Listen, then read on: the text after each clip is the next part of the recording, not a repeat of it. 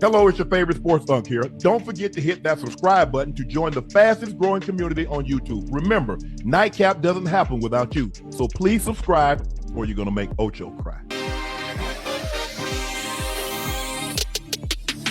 Ocho, back to Yeah. There was a situation on the sideline, Ocho, that it seemed like, and this is why I was always cautious, Ocho, of being on the sideline and getting animated. Because how is that going to be perceived by the people in the stands or the people that's watching at home when the cameras pick it up? Because the camera's going to pick it up. When you start doing this here, Ocho, and you start doing that, you already know the camera. Yeah, absolutely. Hey, Unc, it's 375 cameras out there now. Yeah, absolutely. Wait, hold on. I didn't see that situation. Unc, I must have missed that. Yeah, I think it was the start of the fourth quarter, Ocho. And I don't know, but it was the start of the fourth quarter. Who was it? I was at the cigar bar. I was watching multiple games. And it was Jeudy and Shedeur. And at first Shedeur was sitting down, and then Shedeur stood up. So I don't, like I said, I was just always cautious, knowing you couldn't hide it because there's fans that's gonna be able to see it. Especially on your side, and then the camera's going to pick it up as you start to get animated and you start to do stuff like that. Okay, I understand. That's the quarterback and receiver talk now. You know how that goes. And sometimes it gets animated like that, and we've seen that. Well, you know how people will take it. They act like they've never seen that a day in their life. You know, with a quarterback and a receiver, being animated, especially in game. But I know exactly what you're talking about. I didn't even see it, and I can already picture it in my head. Miscommunication.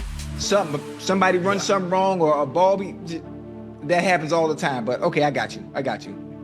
Yeah, Shedeur Sanders was asked to keep trying to trick him, Ocho, or something about Kevin Stefanski. Let's take a listen to what he had to say. Try to trip him up, huh?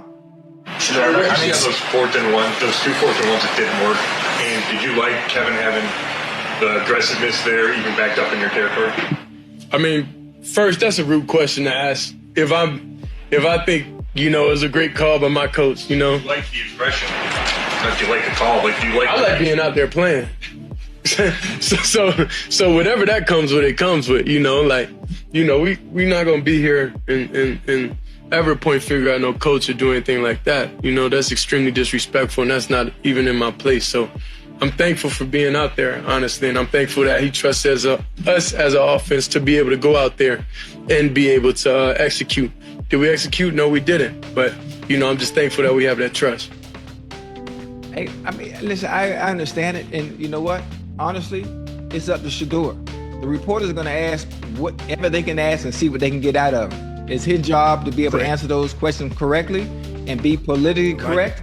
Obviously, take it for his coach and not throw his coach under the bus. And that's pretty much it. So he's well versed in that area. And he's really polished, especially when it comes to talking to the media. He might not answer the questions like a Tom Brady, or Drew Brees or Peyton Manning, but he answers them his way, in a way that we all understand, and it's the correct way. He answered the question. He answers the questions just like you expect a quarterback would. They're very PC, very bland. Now, what he did do is something that probably other quarterbacks wouldn't do. Is that he says, I don't appreciate you trying to, that's rude. Other quarterbacks would have probably said, look, coach, we run the plays that the coaches call. Whatever's sent in is my job. It's our job to make it work, to execute whatever's called. It didn't work. I got no problem. Like you said, he got no problem with what the coach called. And that's how he should answer the call. You have to understand he's been a quarterback his whole life. His dad has been an NFL player. His dad has drilled in him. You always take the high road. You never throw anybody under the bus, be it player or coach. So he understands that because he's been groomed to play this position. And a part of being groomed to play this position is know how to speak before and after the games. That is one of the most important. Now, nothing tops playing on the field, Ocho. Obviously, we know that. But what you say, how you say it after and before is very, very important. And he's mastered that. He's mastered that part of saying the right thing, the tone in which he says it. You know, he like, hey, that you know, I want to be out there. Yeah, obviously. So I don't have a problem with what he said. They just have to get better. They do. They just have to get better. It's hard, right? Because we are all expecting him to come in and just do something phenomenal, and there's so much little for Stefanski to work with. And I don't mean that in a disrespectful way, in just the way the team is built in general. There's only so much you can do with what you have, you know, in that room, especially offensively, and it's just like it's hard. It's hard. I don't know if there maybe one or two, maybe three quarterbacks in the NFL that you can take off their team right now and put them on the Browns, and they can look any better than what they do right now, based on what you have at your disposal as far as weapons is concerned. It's very, very difficult. It's gonna take time.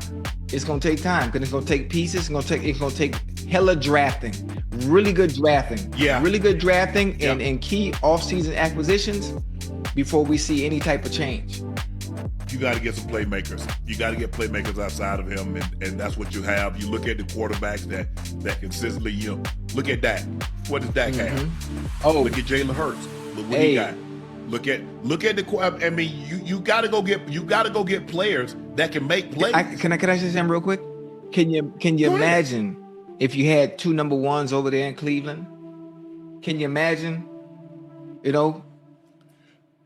I got a great one for you, Ocho. Goodness. How does Bryce Young look this year?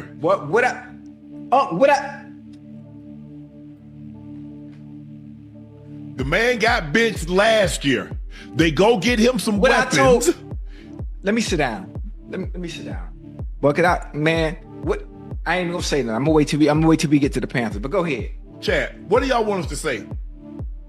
I said it is a bad look when a player and a quarterback or any two players get on and it becomes animated. What do you want us to say?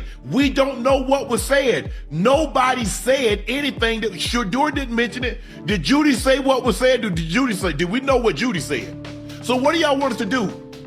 I've said it's a bad look when two teammates on the sideline because the fans see it and the quarterback's gonna see it when two players start to get animated. Even if I'm doing this and I don't say nothing, y'all gonna say, got upset with Ocho last night because of the animation. I don't know what you want us to say. We don't dodge topics. We don't dodge heavy conversation. But what do you want Ocho and I to say when we don't know what was being said? We don't know what caused the animation. The animation. So what do you want us to say? Just to go out there on the limb and just arbitrarily when we don't know what was said or what was being discussed? Can somebody send me the clip on Twitter? Anybody got it? Send me the clip so I can get a better understanding on what y'all talking about. I'm gonna give it to you in simple terms. My grandpa used to say, boy, you don't have enough information to have an opinion. Yeah. We don't have enough information to have an opinion. So y'all just want me and Ocho just to blow Jeudy up when we don't know what was said. You want us to blow Shedeur up because he stood up. I don't know what you want from us.